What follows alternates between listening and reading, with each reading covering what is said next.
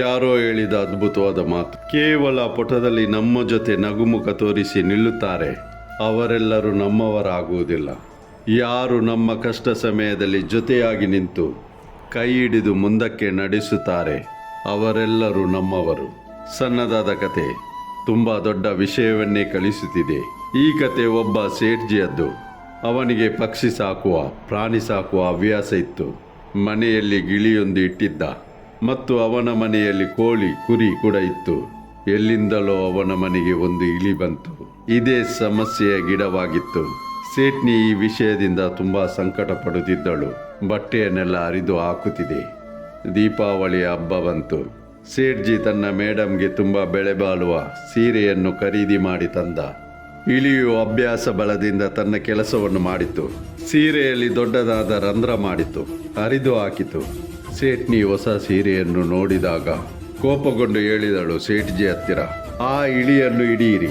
ಸೇಠ್ಜಿಯು ಸಾಯಂಕಾಲ ಒಂದು ಇಲಿಯ ಬೋನನ್ನು ತಂದ. ಇಲಿಯನ್ನು ಹಿಡಿಯಲು ಇದನ್ನೆಲ್ಲವನ್ನು ನೋಡಿದ ಇಲಿಗೆ ಹೆದರಿಕೆ ಆಯಿತು, ಗಾಬರಿಯಾಯಿತು. ಈ ಬೋನಿನಲ್ಲಿ ನಾನು ಕೈದಿಯಾಗುವೆ. ನನ್ನನ್ನು ಇಲ್ಲಿಂದ ಹೊರಗೆ ಬಿಸಾಡುವರು, ಇಲ್ಲವೇ ಸಾಯಿಸುವರು. ನನ್ನ ಜೀವನ ಒಳ್ಳೆಯದಾಗಿ ನಡೆಯುತ್ತಿತ್ತು, ಎಲ್ಲವೂ ಕೊನೆಗೊಳ್ಳುವುದು. ಈಗ ಇಲಿಯು ಹೋಯಿತು ಗಿಳಿಯ ಹತ್ತಿರ ಹೇಳಲಾರಂಭಿಸಿತು, ಸೋದರ, ನನಗೆ ಸಹಾಯ ಮಾಡು, ನನ್ನನ್ನು ರಕ್ಷಿಸು. ಆ ಗಿಳಿಯು ನಗುತ್ತಾ ಹೇಳಿತು, ನಾನು ಯಾಕೆ ನಿನಗೆ ಸಹಾಯ ಮಾಡಲಿ? ಇಲಿಯು ವೇದನೆಯಿಂದ ಹೇಳಿತು, ನನ್ನನ್ನು ಹಿಡಿಯಲು ಇಲಿಯ ಗೂಡನ್ನು ತಂದಿದ್ದಾರೆ. ನೀನು ಮಾಡಿದ ತಪ್ಪಿಗೆ ನೀನೇ ಶಿಕ್ಷೆ ಅನುಭವಿಸು. ಈ ವಿಷಯದಲ್ಲಿ ನಾನು ಸಲಹೆ ಕೊಡುವುದಿಲ್ಲ, ತೆಗೆದುಕೊಳ್ಳುವುದು ಸಹ ಇಲ್ಲ ಎಂದು ಹೇಳಿತು ಗಿಳಿ. ಗಿಳಿಯ ಮಾತಿನಿಂದ ನಿರಾಸೆಗೊಂಡ ಇಲಿಯು ಕೋಳಿಯ ಹತ್ತಿರ ಹೋಯಿತು. ಸಹೋದರ, ನೀನಾದರೂ ಸಹಾಯ ಮಾಡು. ಕೋಳಿಯು ಜಂಬದಿಂದ ಹೇಳಿತು, ಸಹೋದರ, ನಾನು ನಿನ್ನ ವಿಷಯದಲ್ಲಿ ಏನೂ ಸಲಹೆ ಕೊಡಲಾರೆ, ತೆಗೆದುಕೊಳ್ಳಲಾರೆ. ಮಾತಿನಿಂದ ಬೇಸರಗೊಂಡ ಇಲಿ ಕುರಿ ಹತ್ತಿರ ಹೋಯಿತು. ಸಹಾಯವನ್ನು ಕೇಳಿತು. ಕುರಿಯು ಕೂಡ ಮೇಧಾವಿ ಅಂತ ಹೇಳಿತು, ಈ ಸಮಸ್ಯೆ ನಿನ್ನದು, ನನ್ನದಲ್ಲ. ನಾನು ಈ ವಿಷಯದಲ್ಲಿ ಸಲಹೆ ಕೊಡಲಾರೆ, ತೆಗೆದುಕೊಳ್ಳಲಾರೆ. ಇಲಿಗೆ ಇವರ ನಡೆ ನುಡಿ ಅರ್ಥವಾಗದೆ ಹೋಯಿತು. ಸೇಠ್ನಿ ರಾತ್ರಿಯಾಗುವುದನ್ನೇ ಕಾಯುತ್ತಿದ್ದಳು. ಇಲಿಯು ಇಲಿಯ ಬೋನಿನಲ್ಲಿ ಸಿಕ್ಕಿ ಬೀಳುವುದನ್ನು ಎದುರು ನೋಡುತ್ತಿದ್ದಳು. ರಾತ್ರಿ ಆಯಿತು. ಫಟ್ ಅಂತ ಶಬ್ದ ಬಂತು. ಸೇಠ್ನಿಗೆ ಅನಿಸಿತು, ಇಲಿಯು ಇಲಿಯ ಬೋನಿನಲ್ಲಿ ಸಿಲುಕಿಕೊಂಡಿದೆ. ಅವಳು ಹೋದಳು ಇಲಿಯ ಬೋನಿನತ್ತಿರ. ಅಲ್ಲೊಂದು ಹಾವು ಬಂದಿತ್ತು. ಇಲಿಯನ್ನು ತಿನ್ನಲು ಬಂದಿತ್ತು, ಆದರೆ ತಾನೇ ಸಿಲುಕಿಕೊಂಡಿತ್ತು. ಅದು ಸೇಠ್ನಿಗೆ ಕಚ್ಚಿತು. ಸೇಠ್ನಿ ಜೋರಾಗಿ ಬೊಬ್ಬೆ ಹಾಕಿದಳು. ಸೇಠ್ಜಿಯ ನಿದ್ದೆ ಹಾರಿಹೋಯಿತು. ಕಣ್ಣು ತೆರೆದು ನೋಡಿದ. ಸೇಠ್ನಿಗೆ ಹಾವು ಕಚ್ಚಿದೆ. ಕೂಡಲೇ ಹತ್ತಿರದ ಆಸ್ಪತ್ರೆಗೆ ಕರೆದುಕೊಂಡು ಹೋದ. ನಾಟಿ ವೈದ್ಯರು ಹೇಳಿದರು, ಒಂದೇ ಒಂದು ಉಪಾಯವಿದೆ, ಅವಳು ಬದುಕುವಳು. ಹಾವು ವಿಷಕಾರಿಯಾಗಿತ್ತು. ಗಿಳಿಯ ಸೂಪನ್ನು ಅವಳಿಗೆ ಕುಡಿಸಬೇಕು, ಎಲ್ಲವೂ ಸರಿಯಾಗುವುದು. ಈ ಹೊತ್ತಿನಲ್ಲಿ ಇಷ್ಟು ಬೇಗ ಗಿಳಿಯು ಎಲ್ಲಿಂದ ಸಿಗುವುದು?